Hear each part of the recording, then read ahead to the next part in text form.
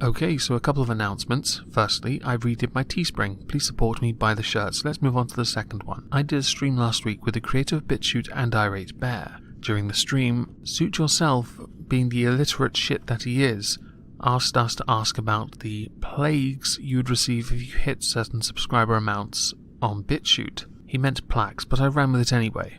If you are fed up of watching videos on YouTube, I do in fact upload to BitChute as well. Please consider subscribing because I really want my 10k bubonic plague award, and I only have 88 subscribers at the moment.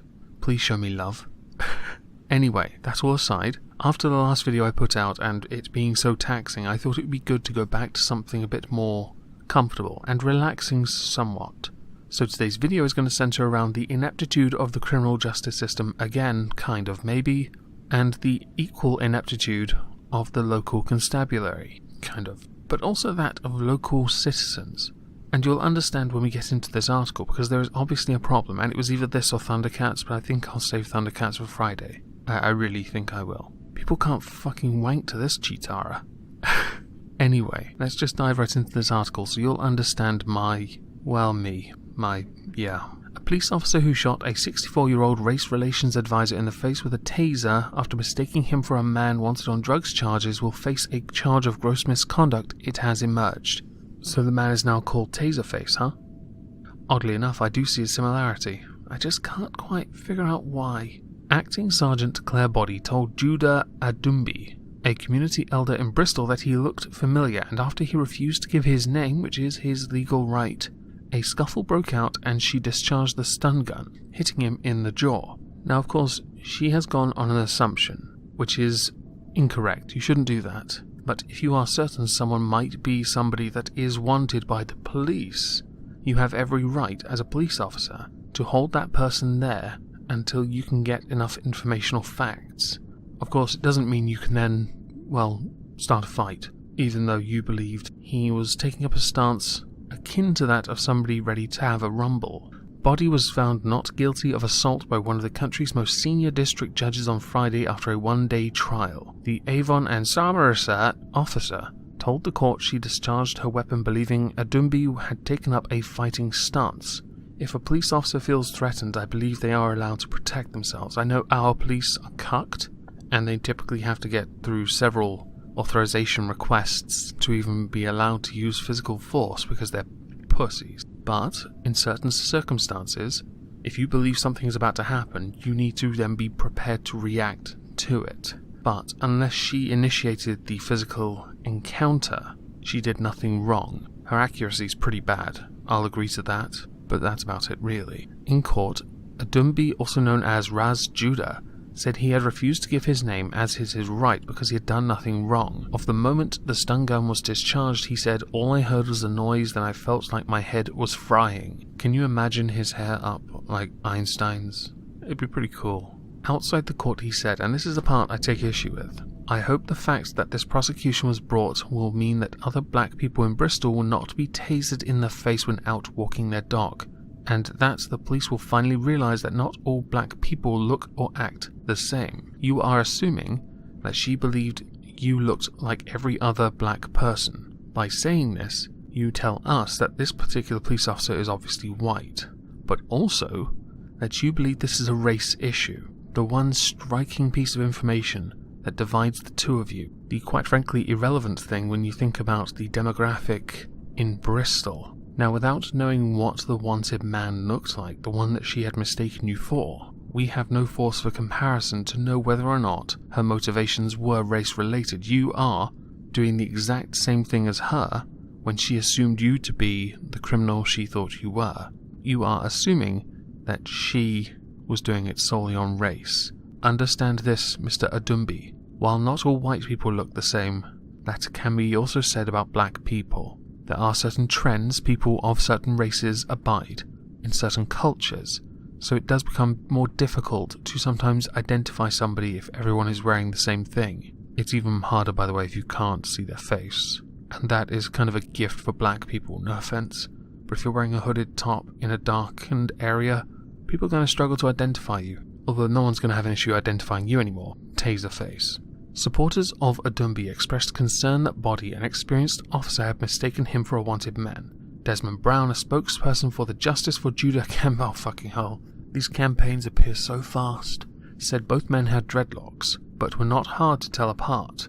For you perhaps, but in that moment, that fleeting moment you look at someone, you cannot tell me that is an instinctual thing for racism. Police officers have to be trained to react fast to potential criminals, or spotting someone who is a suspect. Unfortunately, this particular police officer has the eyesight, well, of a blind person. But what happened afterwards, we don't know all the facts about. We don't know if he initiated the physical encounter first.